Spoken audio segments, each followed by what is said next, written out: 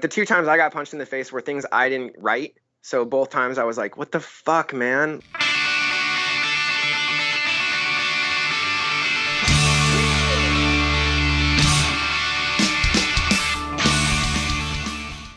Welcome, everyone, to This Was The Scene, the podcast that takes a look back at the late 90s, early 2000 punk scene.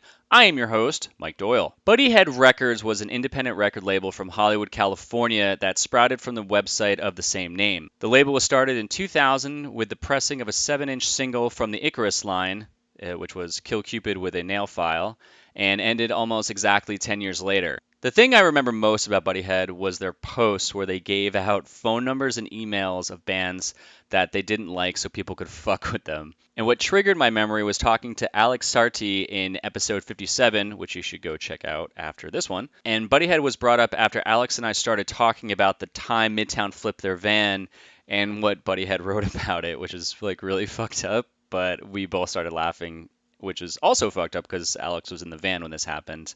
Yeah, so that made me trigger. I was like, fuck, I got to get in touch with these guys. I posted a message on the North Jersey Pop Punk group on Facebook, and I forget who sent me a message, and I apologize to you. I can't find the message, but they said, hey, here he is on Instagram. So I sent a message to Travis Keller, whose Instagram account is Travis Michael Keller. I was like, hey, dude, I have this podcast, talks about the late 90s punk scene. Would you be interested in talking? And he got back pretty fast. He was like, yeah, let's do it. And he had a couple questions. And I was a little nervous to reach out to him because of the tone of what Buddyhead was. I just thought that this would be like an intense dude, or I don't know, he just wouldn't be down for it. But he was like, I just got to say that he is just a really fucking awesome guy.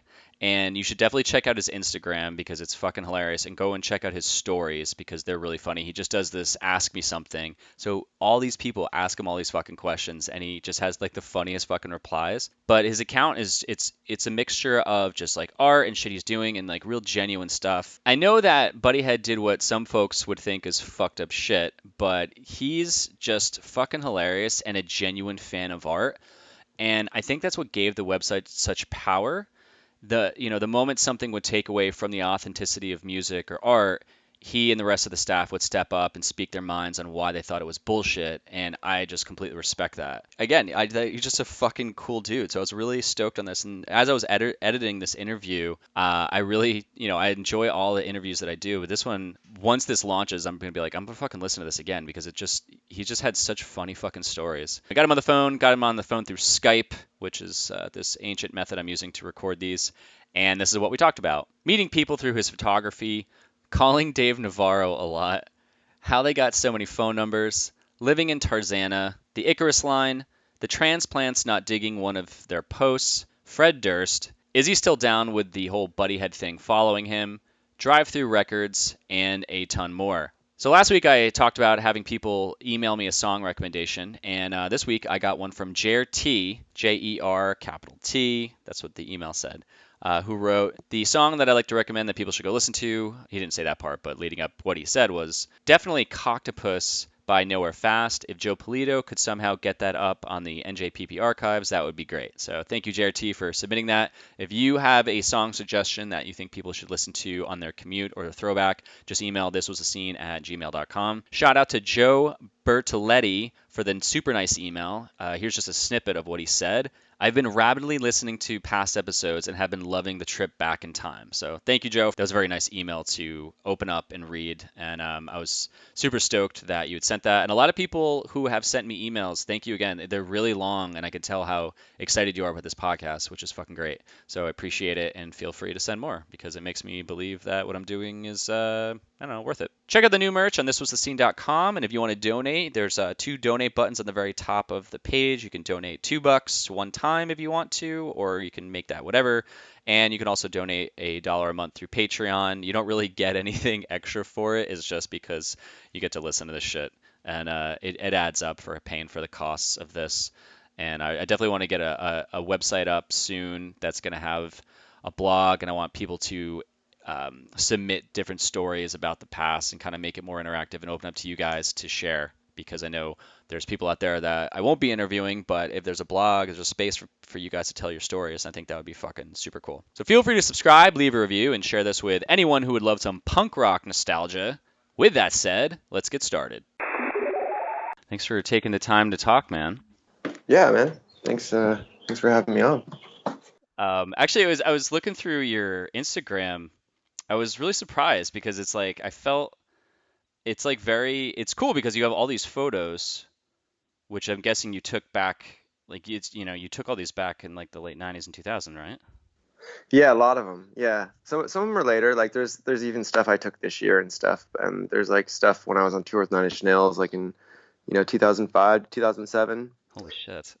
But yeah, I mean it kind of varies. But like a lot of the ones, especially the ones I've been posting lately, just because the way I do is I'm like going through this like massive archive of negatives that like for 20 years I was just like I'll organize that shit later.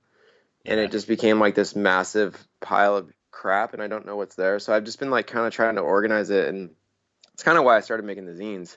And I've just been going through, and that's kind of the era, like 97 to like 2000. It's kind of just the era lately I've been hitting a lot for whatever reason. But that's kind of when I first moved to LA and started taking photos, and it's kind of how I like met everyone, really, was with my camera. Yeah, I mean, I think it's like the best way to do it when people, it's like if you go up to someone and ask them for something, they're usually like, what? But if you kind of give them some value, they're super stoked on it. You're like, hey, I took some pictures. They're like, holy shit. Yeah. I mean, and for me too, it was just like always kind of like a defense mechanism. Like, I mean, I came from skateboarding, so documentation was like super important. It was like that's just kind of like I just came from the mentality that you filmed everything or documented everything. But also, it was just kind of like a defense mechanism because I was so shy. And I wanted to be Interesting. around that shit. But that was just kind of like my way in. And Are you going? I see the one from Avail. Are you going to that show at all? Are you gonna fly out for the reunion? no, I don't really go to a lot of, especially if I've already like seen it. It's like, I don't know. I guess if I happen to be there, I might check it out, but I'm not like going out of my way to like fly anywhere, that's for sure. Especially like if I already saw it like 20, I mean, it wouldn't mean the same to me. Like I don't really listen to like that type of music really Yeah. that often. Yeah, I've seen a bunch of reunion shows in the last decade when it was just started to kind of it was slowly starting to happen. It was actually more than a decade, like when Lifetime got back together and it was just, Mm. that was like 2006, but it was totally worth it because I never got to see them back in the day, but to see that show it felt like it was like the late 90s, even though it was pretty, like 2006 wasn't too far Hmm. from then. But yeah, when I was looking through it, it was just funny because I just, from knowing all the Buddyhead stuff, which we're gonna like get into, there's such a positive vibe. And don't take that the wrong way, but I figured like your tone is very just like you're just up from what the Buddyhead stuff. You're just very upfront, and it just felt like it was so different. Yeah, I mean, I think I've grown up a lot since then, just because I've gotten older and like lived through shit or whatever. But you know, let's see, what's the best? Yeah. I think I've just like grown up a lot, really. You know, and also like Buddyhead, even though it was like negative and poking fun at people, it came from like a genuine place of love. Like we like knew what we liked, and like it was kind of like our religion, like music and art and all that shit. So to us, it just like we were just being like. I mean, at the same time, it like entertained us. Do you know what I mean? Like we weren't like trying to like ruin anyone's lives or like be dicks. You know what I mean? I mean, I guess maybe be dicks, but like, you know what I mean? Like we weren't, there was no like malicious, it was all out of a place of love for the most part. Yeah, it seemed like it was like a passion for something, and if you saw that anything was fucking with it, you were like standing up for it in a way. Yeah. And I think that's just how you react to things too when you're like really young. Yeah. So it was funny. The reason I reached out was I was doing it was like an interview that just launched like last week. Buddyhead came up a bunch of times, and it's through these conversations with people when we're talking about anything. There's always a mention of something from back then, like a zine or like Maximum Rock and Roll, and just a random label. So I'm like, shit, I should reach out. And then you guys came up a bunch That's cool. yeah, because I think I messaged you because there was a story I told, and I want to before I jump in, I want to know if it was true. It was I think I messaged you about that whole John Mayer thing. Is that how we started? I It was don't know. You have to, it was like shit, I don't, so I think I remembered because you guys were really famous for posting people's phone numbers or email addresses, and you were like, "Hey, give them a call or send them an email and say this or something." And yes, I we heard a were. story you did. You posted like John Mayer's cell phone, And it was, I think, I'm paraphrasing, but it was like, "Hey, here's John Mayer's cell phone. Give him a call and tell him his mom's body's a wonderland." Is that Yeah, true? that sounds about right. That's so great. We so many of those that it's like it's really hard to keep track of them all. But that one sounds like that sounds legit. I think I remember that one. Yeah, I was looking through an archive thing to try to pick up the website, and it does come up, but it can't really go through it. So like we used to call Dave Navarro like every day, and it was fun because he used to pick up like 9 times out of 10, and it was me and my friend Joe Burns from Philadelphia. So we would kind of call him in like rounds. I would like text him and be like, I just called him and told him this, or like, or we would even hear through people that we know that like were out like in the music scene or clubs or whatever. They knew that we did this, and they'd be like, yo, he's just leaving like the Troubadour or whatever. And we'd call him and be like, Dave, we're at the Troubadour. And he'd be like, oh, shit, I just left. Like he thought like he knew us or whatever. And then eventually like he got hip to it and he put us in his phone as asshole and dickhead. And he like told us this. And then like we happened to be like out at like Paris Hilton's 4th of July thing in Malibu. This was like 2004, I think, something like that. Okay. And I saw Dave Navarro. He was like, getting a turkey burger or whatever the fuck he was doing. And I was like, yo, Dave, it's asshole. And he was like, huh? And then I was like, and this is shithead. And he was like, oh, fuck. And like we like hung out with him and he was like so nice. And then like the next week he went on the radio because we told him that we got his number and we got a lot of the numbers out of like Twiggy from Marilyn Manson's cell phone because he like passed out this one time and we just like went through his phone and it was like, oh shit, Courtney Love's cell phone, oh shit, and we just like wrote them all down. And so we told him that, and he had like Jordy or Twiggy on like the next week, and on like Indie 103, it was like the local like indie radio station here, and he was like, yeah, I met your friends and they're like really nice. He's like, I had their, it was super funny. He like told the whole story and shit, and that was like one of the better ones because he was just like kind of like a good sport about it. And then he ended up being like so nice that it was almost a bummer how nice he was. It was just like, because we used to call him and be like, Dave, is your shirt off? And he'd be like, yeah, it is. And we'd be like, yeah, that's awesome. Like. That's so great. So it's funny. You remind my buddy John Price. Today's his birthday, and I hit him up. I never let anyone know. Happy birthday, John. When I never let him. I never let anyone know. So I texted him today. I was like, hey, dude, my birthday present to you is this interview I'm doing today, which I think you're gonna absolutely fucking love because he was the one who pretty much would always like he would find any article first, and he'd like text it to us back then, and it was always like Buddyhead shit. And then he ended up working for like Gawker for a while before like wow. Yeah, before that like went down. But his personality matched like your guys' style so perfectly. So when you're saying you called and asked him if his shirt was off, I'm like, guys, that reminds me of Price like doing that to like everybody. He's gonna like fucking love this. But cool, man. Yeah, I definitely want to talk a lot about the website and stuff, and but I want to kind of go back and usually, like I said, structure it to go back to like when you were really young and like what started you into music and take it up to like mid 2000 or because I know Buddyhead, you guys dissolved in 2010 officially. I think it was more like 2016 because I put out some records in like 2014. Oh, okay. But the website didn't the actual site stop? I mean, really. Not really. It fluctuated over the years. I mean, there was even years when I was on tour with Nine Inch Nails where I updated it like once a year. That was probably like the most inactive, like 2005 to 2007, something like that, just because I was on tour the whole time and just didn't care. Oh wow, what were you doing on tour? Were you doing the guy that I did Buddyhead with, who played guitar in the Icarus line, he ended up playing guitar in Nine Inch Nails Holy for a shit. while. Was that Aaron? Yeah, and so I just like the first show I went to, he had like a double suite, and like with like a door separating it. And I was like, dude, this is like my own apartment. Do you have this every night? And he was like, yeah, because they just were spending so much money. It was ridiculous. So I just came and like no one really noticed for like the first few weeks. And then they were like, are you going to go home? And I was like, nope. And then they just like kind of started putting up with it. And like we got jokes all the time like, oh, you guys are married or whatever. But it was rad. Like we were staying in 5-star hotels and I had my own room and Jesus. we were like on a bus. It was cool. I got to see a lot of things I normally wouldn't know. Like they played places bands normally don't play, Wow, that's so fucking crazy, dude. Did you take any photos when you were on that tour? Yeah, a lot. Yeah, a lot. The one of Trent with the dildo is on that tour. Yeah, I was gonna say. That's like on his birthday. We got him the dildo.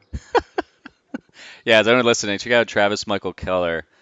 at on Instagram. He's got like a ton of photos on there.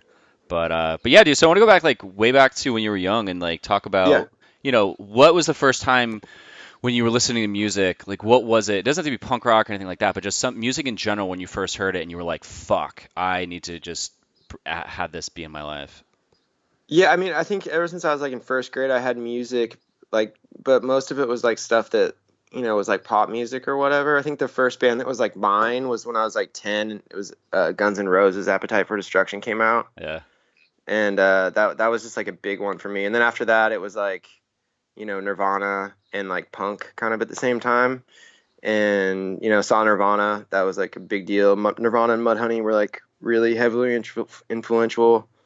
And like Bikini Kill, all that type of stuff. How old were you when you like was because you said you used to be into skateboarding. Like was it skateboarding and then that led to like listening to like Nirvana and shit Yeah, like like that or kind of like all at the yeah, pretty much. Yeah, I guess skateboarding.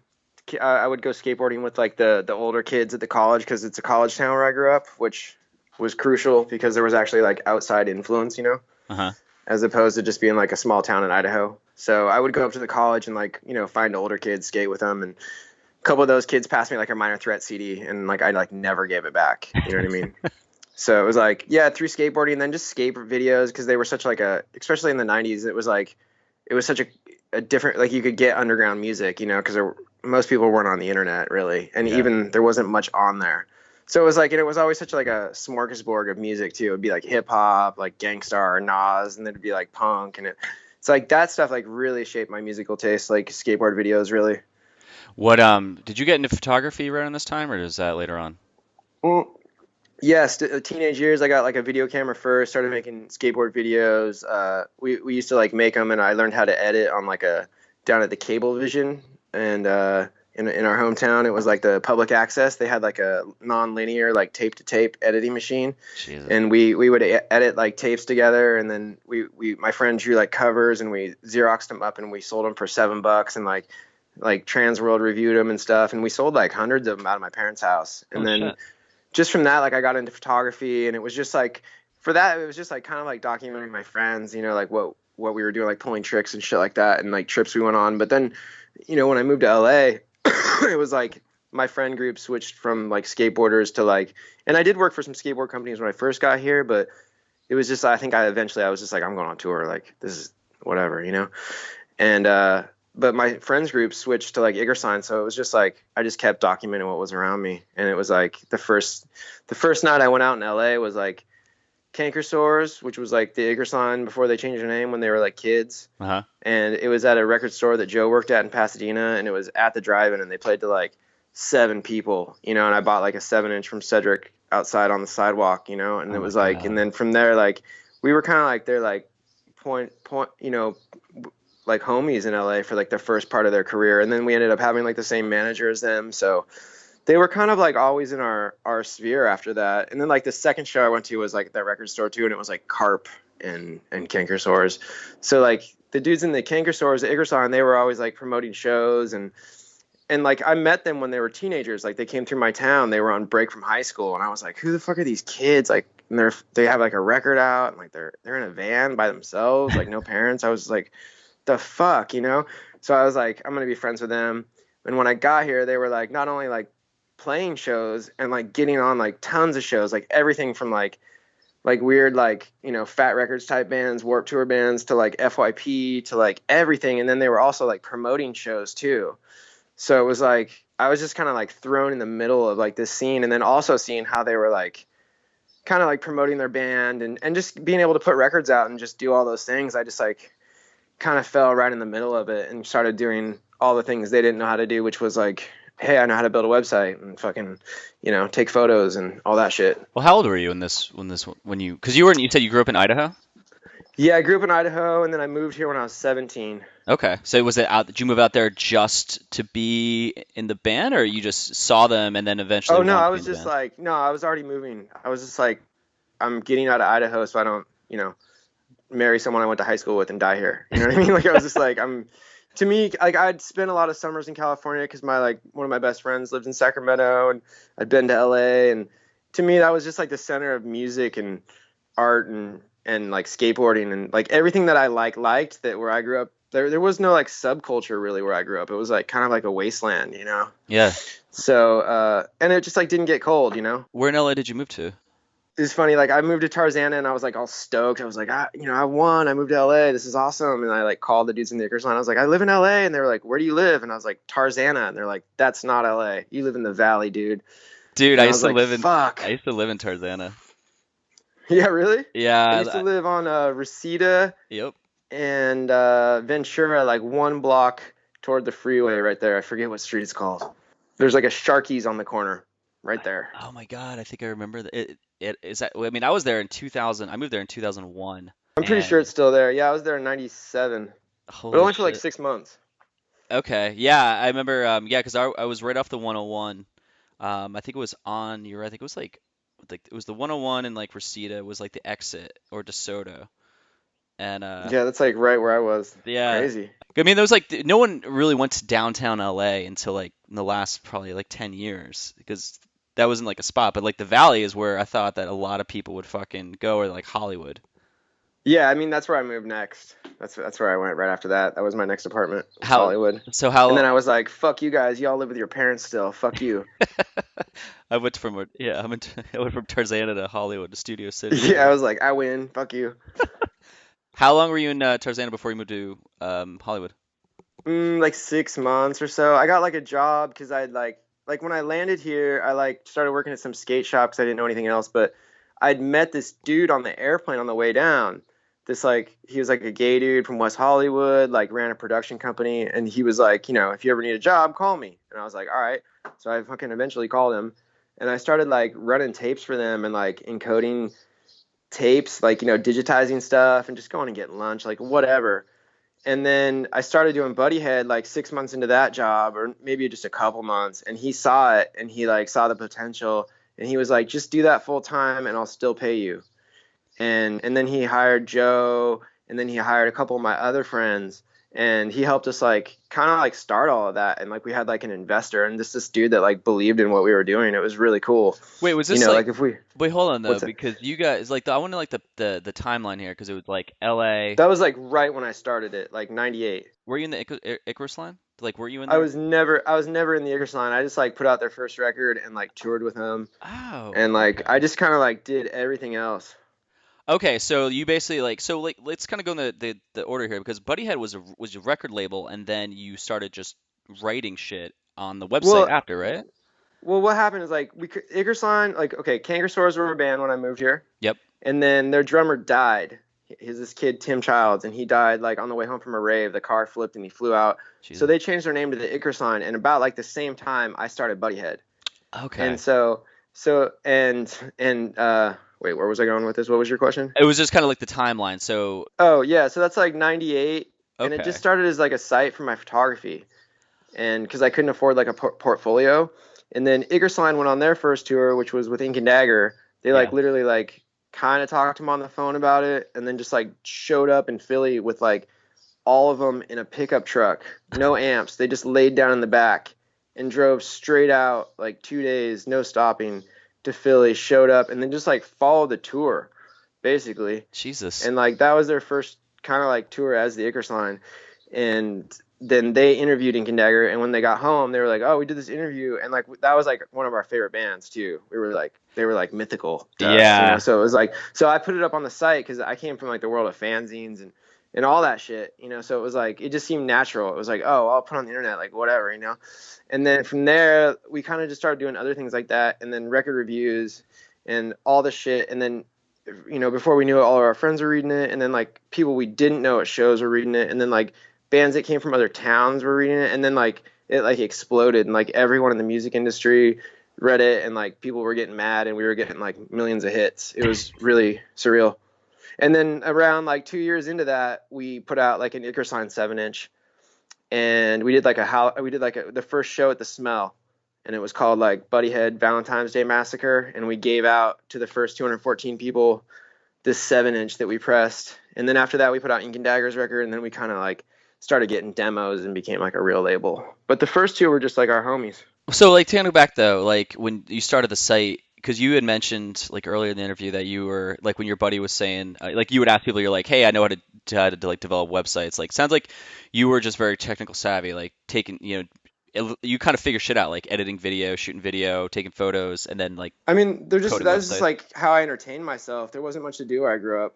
So it was like I went to the computer lab, because like all my whole like how I got culture was like mail order or like internet because there wasn't anything. Eventually we had like a cool indie record store, but it was like by the time I was like almost out of high school, so it was like kind of a little too late. But yeah, I just like taught myself how to do websites and all that shit and skateboard videos because that's like how like I entertained myself really. How just didn't go crazy or whatever. Did you have, because I also, like, you sent me a message too on Instagram where you were promoting something, and like, I've been working for myself for like the last 14 years too, and there was something that you said, or I was like, I totally gravitated towards it. You were like, what was it? Letting people that I've talked to on here or have left comments and photos know that I'm selling prints of my work.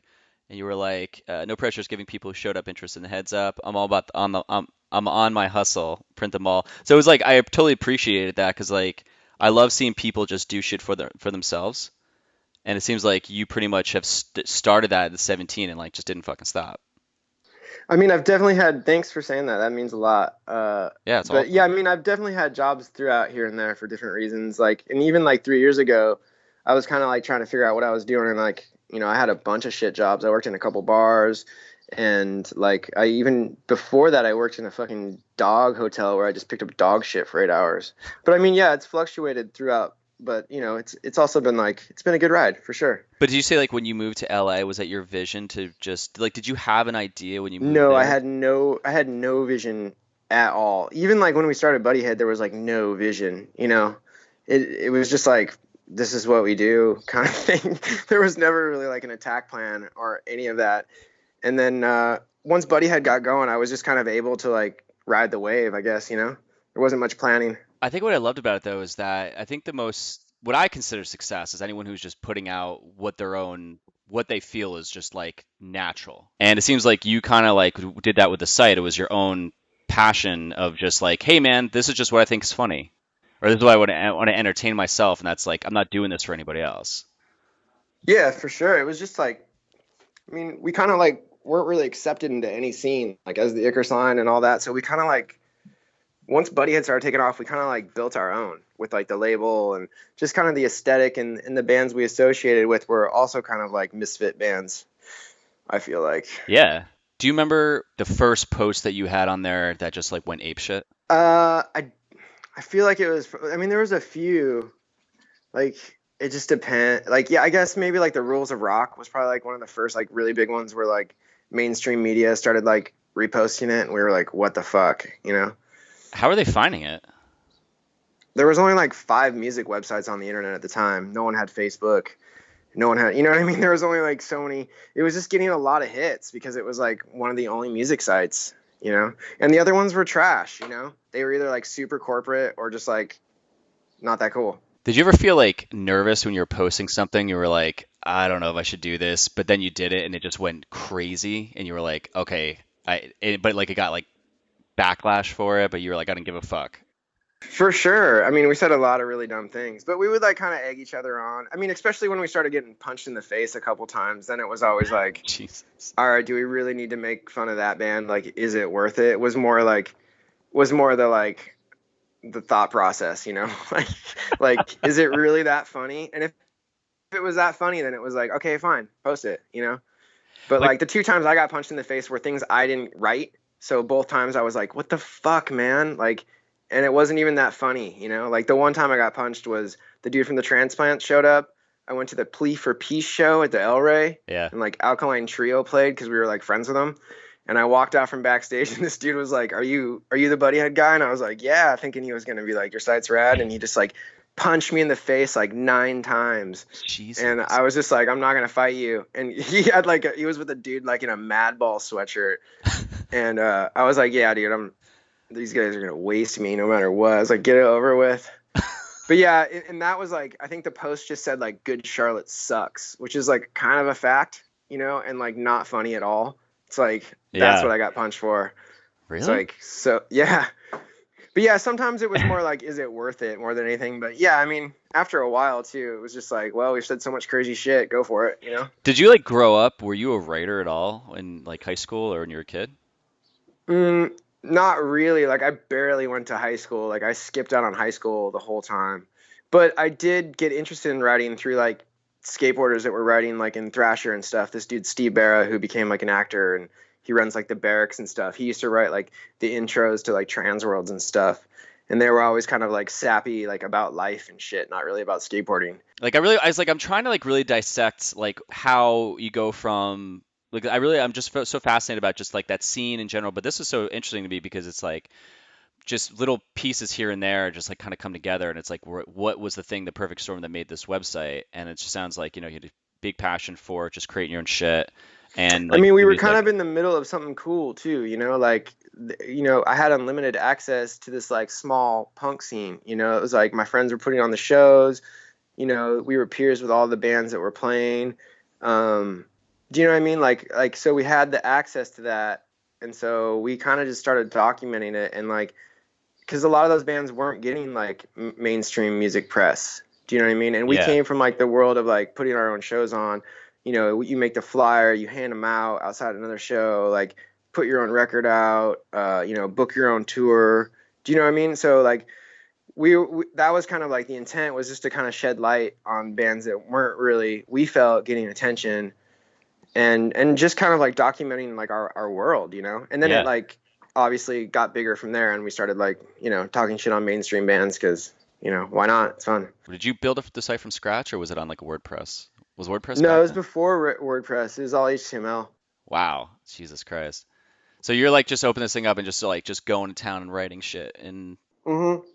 Well, I mean, it would take us a long time because it's like it wasn't like WordPress, so it was like we didn't update like every day. We'd do like an issue every month. So it'd be like, so we would like make a board and be like, okay, we're gonna interview fucking Hot Snakes, or we're gonna interview this dude, or whatever. This dude's gonna put some of his photos up for an art feature, or like whatever. We would have like articles basically, and then we would just bang them out, and then once they were like proofed and all that shit, we would send them. Just like, we had a couple of kids that would design with me, hmm. and they'd get, hey, will you do this one? Yep. Hey, because they were all just doing it for like the love. They're like, a couple of them were kids that were like in high school still, that lived like far away, that were just like fans. Yeah. And so we would all lay it out, and then like, at the stroke of midnight or whatever, we would put the whole thing up. So it would be like a whole issue of like whatever, 15 different like articles or interviews or the gossip or a section of record reviews. So it was like an issue, is the way we kind of did it, just because it took a lot of fucking work back then. Yeah, especially for code. Like I know I had to do HTML and all that, and that was like But a just pain in the everything, just ass. computers were slower. Do you know what I mean? Like getting a photo into a computer was way fucking harder. You know what I mean? Like Yeah. everything was harder. You had to FTP it once you were done. You know what I mean? Oh It's my like God, that's right. it took a long time. Like we spent hours doing all of it. But it was like kind of from the same world as, making zines and flyers and, being at Kinko's and all that. So So I told a buddy that I was going to interview you, and he goes, "Did you know that Buddyhead was one of the first websites to do it horizontally? I think we were the first. Is that because you wanted to make it like zine style?" I think we just thought it looked cool. Like I think someone did it for one of the layouts, and I was like, how do you do that? And she showed me. This girl Emily did it. But I think we were the first. That was the first time I'd ever seen it. Yeah. It seems like you were trying to kind of just be like right, like a zine was just just like a Yeah, magazine, that's just like like one left of to the right. coolest layouts we ever did. I loved that. When did you guys change it?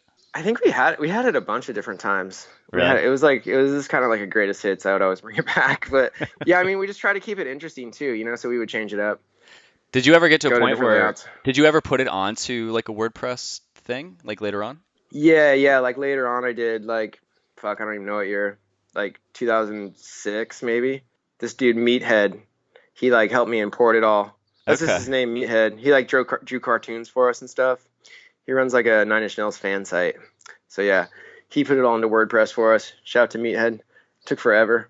I read something on it was like an interview you did or it was on like Wikipedia where there was you guys were really good at prank calling people and recording it and there was like a person like a surname that they used. What was Oh, that? torture device. Torture device. And it says to this day, I think when I read it, it was like you were interviewed in 2010 It might have been a little later and said to this day, like, you guys won't say who it was. I can't. I'm trying to get him to do it again, and he's like a bigwig, dude. If I told you, you'd laugh. You know what I mean? Like I can't. He's not like famous, but like he works with famous people, That's and he's amazing. a fucking boss. He's fucking aw. He's like one of the funniest people I know, and we've been talking about doing stuff recently, so I can't. I can't say. I can't say. So what was like a day in the life like back then when, the label's going, the sites it's like starting to take off. Like what would that look like back then? Well, it depends on like what year, really. Like we had an office in the CNN building up until about 2002, and then we moved it. Like the dude that kind of funded us and stuff, he ended up just giving it all to me. And so then I got a house in Hollywood on Wilcox and Melrose, and a couple of the members of the Ickersign lived there with me, and we kind of like moved it into the front room. There was like a couple desks and shit, and we had like interns and shit, but Really? it was Jesus Christ. yeah, but it was like all like in the house too, you know. And it kind of depended because a lot of times I would go on tour with them, so there would be like nothing happening. You know, we'd just be on tour, you know. And it was kind of like before, you know, it was harder to get online back then, so it wasn't like when you were on tour, you were kind of on tour except for like maybe a few times you'd get to check in. You know what I mean? Like it wasn't like Yeah. you're connected all the time like you are now. So how like so you guys were literally making like a living off the site. Yeah, yeah. Like, well, at first we had like this dude funding it, you know. He was like running a production company and he would Right. just like throw money into it, you know, hoping to sell it or whatever. And and then when he gave it to me, I ended up getting lucky and the truth.com advertised on our site. We signed like a deal for like 5 years and it was like something like 40 grand a year. So Wow. just that. And then we were selling like t-shirts and we got a couple label deals and stuff like that. So, I mean, I wasn't rich, but I was able to keep doing what I needed to do. And we were able to like give bands money to record and put records out and stuff like that. That's fucking awesome. Jesus Christ.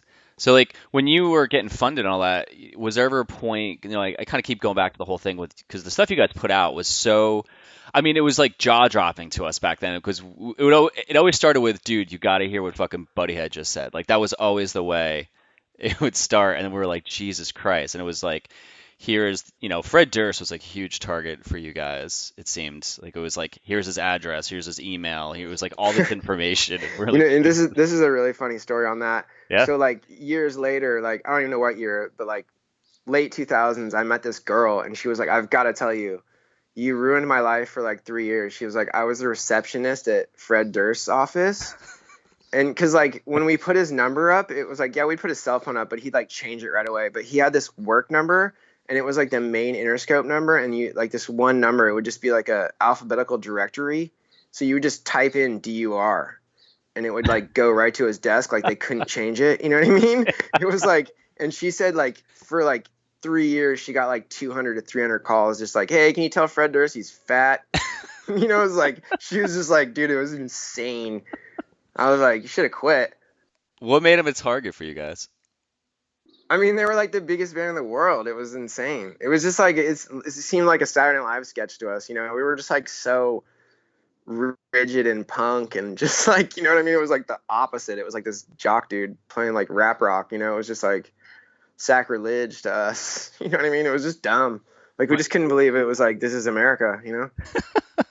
was it like something where you guys would always get together and kind of have a discussion before you put this up, or someone would just do it and they're like, oh, that's fucking Nah, it would funny. just someone would just take the lead.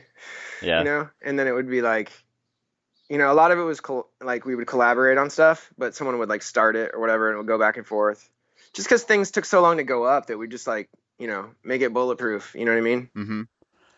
Yeah, there was I think I think it was the John Mayer thing that I let in with you, but there was another story I was telling a few interviews ago where when this one comes out, I think it'll probably be like six before prior to this one, but there was I was talking to this guy Alex who was a roadie for Midtown, and we were talking about how they flipped their van back in like the 90s. And I was like, yeah, I remember there was a whole time period where it was like Midtown, Saves the Day, like two other bands, and all these bands kept flipping. And that's what I brought you guys up because I was like, I remember hearing that you guys had written this thing. It was like all these bands keep flipping their vans. It's like I think even God hates shitty music. That's rough. And, and I'm telling him this, and he was in the van, and he started laughing. He was like, "That's fucking amazing." I was like, "You guys just had no fucking like filter." That was like incredible. Was there ever like, were you ever concerned like with, because there was never photos of you guys, I thought, out there. No, there was. We used to always put them on the best and worst list. And there was like always like a staff page too. There was our photos were always on there. Oh, really?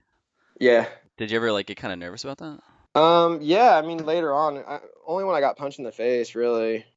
That was like there was just like a 6 months period where it was a little stressful. We pissed off some like hardcore dudes that were like friends with Good Charlotte, and that was like a little weird. But other than that, not really. It was always kind of like we're just being honest. Like here's what we look like. I think it says that on a couple of the best of lists. Like here's what we look like. Jesus. So like when you were like, how long did it have? Like, did it really last where it was just riding this wave? Like, how many years did that go for? Long time. Long Yeah. time. I mean, it was like really popular. Like it started in like I don't know. We started in '98, but it probably got popular around like 2000, I would guess. Ickersline signed to a major label in 2003. And then, I mean, it was still big even when I was touring with Nine Inch Nails. I just never updated it, and then it kind of like waned in like 2007, I guess. And then I kind of like relaunched it in like 2009, 2010, something like that. And then they put me on the cover of the LA Weekly, and that kind of had like another renaissance. And then I put out like a bunch more records and kind of focused more on the label side and like kind of like positive music stuff, I guess, with still like interviews and shit. Yeah. But I guess I still did the gossip even then up until about 2014, I think. But yeah, I mean, fucking most of my adult life, which is crazy. I should have thought of a better name, if I would have known it was going to last that long. Oh, for Buddyhead? Yeah. Yeah, How'd you come up with the name anyway? Even though it's like the lamest question, I just have to know. we needed a name for a site, and I was passing this like grade school in West Hollywood, and the kid called me a Buddyhead. And I just like didn't even think of it and thought it would only be like a temporary site. And then here we are talking about it like 20 plus years later. Who came up with the icon with the gun facing backwards? Born Against did. And then I think before that they stole it from a Polish joke book. Okay. So we just stole it off the Born Against CD artwork. So I was reading too, like, so the record label, you guys put out stuff by, like, what at the drive-in really We did you did a put out? 7-inch with them and the Murder City Devils. It was like the last thing they put out before they broke up. Holy It was shit. like two songs, and it was remixed by the Latch Brothers, which is this dude Tick and Mike D from Beastie Boys. Holy crap. Oh, that's right, because they were in Grand Royale. Yeah, it was like the Grand Royal era. It was toward the end though. Okay. Like when you were signing bands back then, like how'd you do it? I mean, it varied really. Sometimes it was like a handshake. We had a couple contracts. Um, I mean, for a while we like played by the rules, and then it was just like whatever, man. Like we had like Fred Durst. We put out this Revolution Smile record, or we were going to, and it was like one of the dudes from Far. And like I ended up like sequencing the record, getting it laid out. Like I took it to Capitol, master it, all that stuff, paid for it all. And then they took that record because we didn't have a contract, and they put it on a Fred Durst label. Like he like signed them to like fuck with us. Oh, wow. And after that, it was kind of like, well, all right. Like I kind of just did like handshakes after that. It was just kind of like whatever, man. If you didn't want to be on the label, it wasn't like I kind of knew we weren't ever gonna like make the $1 million. Do you know what I mean? So it was like we were just putting out weird shit that didn't really have a home. So it was like if someone wanted to leave, they could fucking leave. Was always my philosophy. Was this around the time when Napster was starting to come around? Yeah, Napster was like what, like 2001? Something like that, like 2001, 2002, I think. Yeah. Did you find that had any kind of effect on you guys? I mean, yeah, because people were buying less vinyl at the time, for sure. But I mean, it's always changing. I feel like, like that definitely was a weird era though, just because like anyone could get anything. But it was also like super exciting. Like I don't know, I don't think it affected it right away, but down the road, yeah. Then we just like basically couldn't sell any vinyl. We went from like pressing like 9,000 or whatever it was of the At the Drive-In 7-inch and like 5,000 of the Ink and Dagger record to like barely being able to do 1,000 to like not being able to just doing digital releases and like CDs and like limited stuff. Jesus. But I mean, Maybe. it Yeah. wasn't like right away, you know, it was like 10 years later that it kind of took an effect on us because we were kind of like a boutique. We had like a niche, you know, so we were able to hang on for a little bit longer. But, uh, but yeah, I mean, fuck yeah, everything changed. Now there's really no need for labels, you know, it's like the internet's a label. Well, I mean, vinyl's like huge now. It's like, Yeah, for sure. was there any like crazy, I don't know, were there any like crazy articles you guys put on the site that you remembered that was like one of your favorites? My favorites. I like a lot of the interviews we've done. Like I'm starting to do like an archive book of the site. So I'm just kind of dipping my toe in it. I haven't really started yet, but I've been pulling a few things off a hard drive and looking at them. And some of the interviews are really good, actually. I was kind of thought I was going to be embarrassed, and rereading them is like, oh, these are pretty solid, man. Um, I don't know. I always like the funny stuff. Like Rules of Rock is still pretty funny. And fuck, I don't know. I just read the Mike D interview I did, and it's pretty fucking solid. Thought it was pretty good for 20-year-old kid. I asked some good questions. Like, how did you prepare for that shit back then when there was no I was internet? just like a super fan. Like I just knew shit, you know what I mean? Like, and there was the internet, you know. It was just like, you know, you just look at or you just ask people. Like, you know, I had friends that were friends with Mike, so it was like I just asked them shit, I think. But I was also like a massive Beastie Boys fan from the time I was like a teenager, so it was pretty fucking easy. Yeah, I was like surprised. Like I couldn't do it now, I'll tell you that. Like I couldn't do it. I was reading the interview, I was like, dude, I was fucking on my game. Like I asked some questions I didn't even remember asking. I was like, Really? good on me. Where'd you get like the kind of like, I don't know, the don't give a, not don't give a fuck attitude. Like, how'd you get like such like, I don't know, the balls to do this shit back then? Did you just like seriously just not care? No, it was kind of like the Icarus line and my friends. Like when I moved here, like I was like super naive and like really sweet and nice, and they just like basically berated me and made fun of me until like I became like who I am now. Were they ever like, shit, man, what do we create? No, I mean I think I just became more like them. You know, I was just from Idaho and shit. You know, and they all grew up here, so they were always just like a little bit tougher and a little bit more ahead of the curve. Yeah.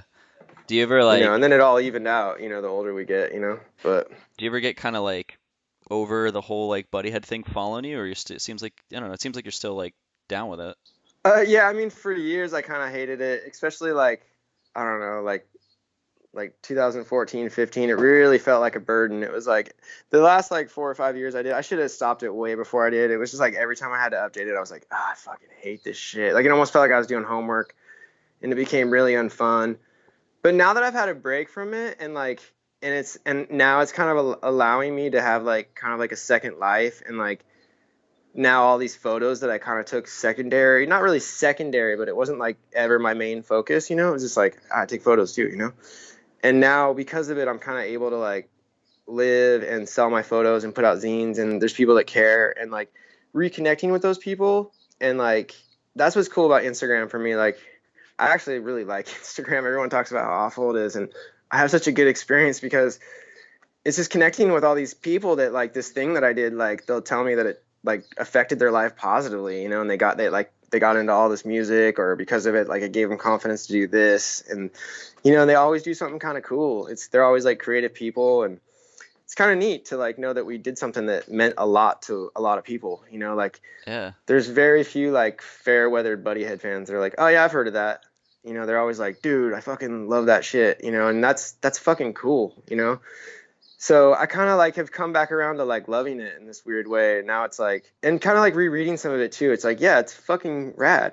Like, you know what I mean? And like, and just even like looking at my photos and going through my zines and shit, and like remembering all the shit I did and we did and all that stuff. Like I'm proud of it, and it's a cool story. And yeah, man, you know, Yeah. I'm kind of into it again, I guess, is what I'm saying. Well, I think and a couple things like I think I like it a lot because it was just genuine. You know, it wasn't contrived at all. It was just like, you know, people who were super passionate about music in general, and it came through. Like it came through. It was like you guys were writing about shit because it's like even on here, it's like, you know, you guys were sued by, I don't know how much is true. It's like Korn, Courtney Love, Fred Durst, Drive Through Oh yeah, it's all Records, true. yeah, Axl Like Rose. multiple times Jesus. too, like a lot, like drive through like 5 or 6 times we got sued. Like our lawyer was like always fielding that shit, but he was rad too. He was just like into it, you know, and he got so many clients from it because he talked to everybody because of us. Really? But I mean, for like, you know, defending us, but then he would like get clients with whoever was like fucking with us because he was such a good lawyer. Yeah, I remember you guys were always on drive-throughs like Target. Yeah, because they had like beef with me because they like used to hire me like when I first moved to LA. Like a lot of the photo shoots I did, like they hired me on like three or four. Like I even found photos the other day where like they'd flown me to New York to shoot Newfound Glory. Like I don't have the actual photos, but I just noticed they're on their first record, and I think I gave them the negatives. But I have a photo of me and them like walking to the shoot that I found, and I was like, oh right, I forgot I shot photos of that band. What flipped? I mean, they just hired me. I didn't really know them or nothing. They were just like, do you want to go to New York for $900? And I was like, yeah, my friends are out there. I like got flown out there to shoot like a couple rolls of film. And then I just never talked to them again, and they got famous. I don't know. I wasn't like a fan or anything. No, what put drive-through on the radar for like a lot of lawsuits? Like what was the things Oh, I you'd mean, they say? just put out really bad music. I don't know. Like we were just like, and they were like weirdos. I don't know. I can't really remember, to be honest. Yeah. Just put out bad music for that's all that it really takes. Yeah, it's like see if like someone did like a carnal sin, you're like, fuck that. Yeah, they were just an easy target. I was surprised when we connected that, I mean, the whole podcast thing, I just got into it just because I wanted to talk about that scene. And I always hear about like people who get interviewed on podcasts that had never even thought about doing one. Like, have you ever thought about starting one? Yeah, I did one like a couple years ago, and I've been thinking about doing one. I've just been so busy with everything else. I did one for like in 2014. I probably did like 20 of them. They're out there. I interviewed like Henry Rollins and like Steve Albini and shit. It was kind of like the Oh death wow. rattle of Buddyhead. Yeah. But like no one heard it. Like they like barely got any listens. It was discouraging. Yeah, I that's the wasn't very good worst. at the podcasting, but I've been thinking about doing one. I need a sidekick, Yeah, need man. someone to motivate me. What was the point where Aaron left the label? It was after Nine Inch Nails. He did like a tour with Jubilee that just like fell apart, and then he had like mental problems. I mean, you know as much as I do if you've read anything online, No, because he actually. basically just stopped like talking to me at one point, Oh, really? and then like I haven't talked to him in 10 years. But yeah, I mean, I guess he went crazy, and now he's on psych meds and all that. But he doesn't. It's not just me. He doesn't really talk to anybody. Like we saw him at Alvin, the guitar player from Ickersign's funeral, and like he didn't talk to any of us. So like I don't really know. I've read the articles online though. That's where I got my info. Oh, wow. Jesus. So, like, what's the main thing you're up to these days? Just like, because I see like you're selling the photography, you got merch. Yeah, I'm doing that, selling shirts with my photos on them, selling zines, and then as American Primitive, me and Joe, who used to sing in the Ickersign, and our buddy Jacob, we're like an art collective, and Joe runs a studio where he records his own solo music and stuff, and we've been making videos. Like we just did the last Mark Lanigan video, Okay. and Jimmy the cab driver from MTV Fame's in it, Oh, which was wow. Yeah. a childhood dream. He brought his character back for us, so that was like a huge win. It was just like 14-year-old me would be stoked. Oh my But yeah, we've God. been making videos and that kind of stuff. We're working on a short film with actually the dude that plays Jimmy, this actor Donnell, and that's going to be really cool. It's kind of like, and we've got a couple other scripts on a movie that we want to make this year, and yeah, we're really kind of getting into telling stories that way. And I'm also going to start working on a Buddyhead kind of like archive book that could be like a scrapbook. Basically, like if someone's never seen it or ever saw it, you could hand it to them and they would understand like what Buddyhead was Oh my and God. all that. Almost like a greatest hits with like kind of the story told and some like photos and all that shit. I just got to kind of get to the place where I want to like dig through old shit that much because it's a lot of work. But yeah, this year I think I want to try to do that. And, I've also got like 300 hours of videotapes that I've got to get digitized so we can make some kind of like cocksucker blues type movie because I've got footage of everything. It's rad. Yeah, the whole digitizing process sucks. Like my old band, my drummer gave me like a ton of VHS tapes, and I'm like, how do I do this? And someone's like, oh, you have to get like a VHS player and hook it up to your computer. I'm like, that sounds like fucking awful. Yeah, ours is even harder because it's like mini DV and it's like a certain type of camera that's like obscure. So, Oh but God. we're getting closer to it. Someone's lending us a tape deck. That'll also happen this year. Yeah, Joe's working on a new record. He's putting out his second solo record, and then when that comes out, we'll be making like videos for it. Like this last record, last year we made like 5 videos for his stuff. And you can see all those on our website, AmericanPrimitive.org.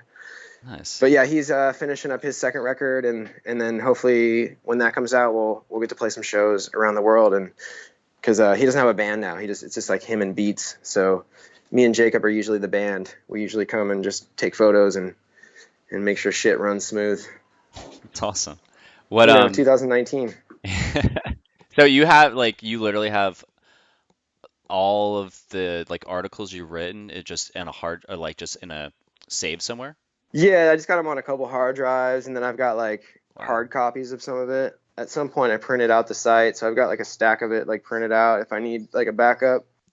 Have you ever just thought of just like printing a few of them, just taking photos and put on your Instagram just to kind of get some buzz going? Yeah, I mean, I have been like on my stories and stuff. Like when people ask for them, I'll like dig one up. Like I did the Hot Snakes interview the other day, and I did the Mike D one, and I did like the Vincent Gallo interview. Oh wow. But I'm kind of not like keeping them up there just because I'm gonna drop the book and just be like, you know.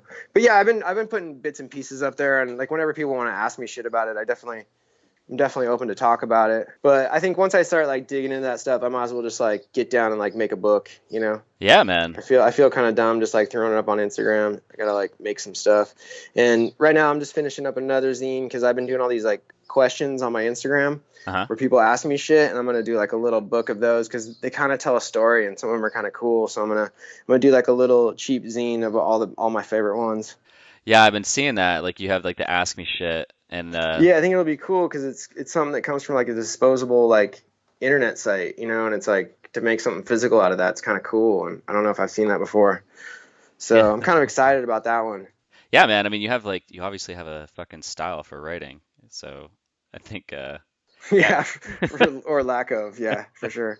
I love the one story, ask a shit. Why don't you follow Fred Durst? Because weak content.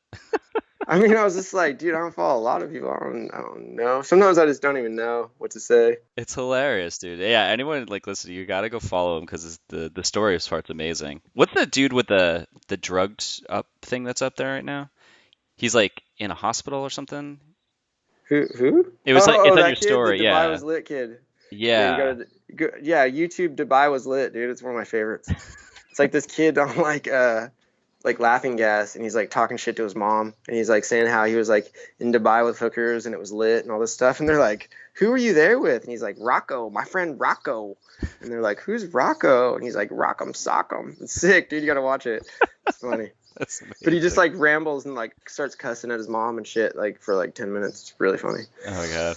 It's awesome, man. It's one of the better parts of the internet right there. Yeah, the internet's pretty good for some things and pretty awful for some other shit. Right. Cool, man. Well, thanks for talking to me, man. Yeah, dude. Let me just I asked two more questions before I let Okay, everyone cool. off. But you did it a couple times, but I figured just have you do it again. So what do you want to plug before I ask the last question? Fuck. I would just say go look at my shit online because it changes all the time.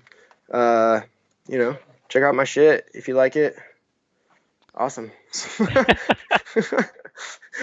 It's like you're not doing a commercial, Travis. It's like, oh fuck, right. No, Gotcha. no, mate, do a commercial. Be like, go to this website, go to that website. Yeah, our site's AmericanPrimitive.org. That's where all our shit is, for the most part, except for the Mark Lanigan video. That's not up yet. But yeah, American Primitive is kind of like the place where like you can find out about Joe's music and like the videos we're making and my zine, our shirts and all that shit. It's kind of like the new Buddyhead, for lack of a better word. All right, one last question. I know that's gonna go down. So what scene ethics do you still hold on to this day?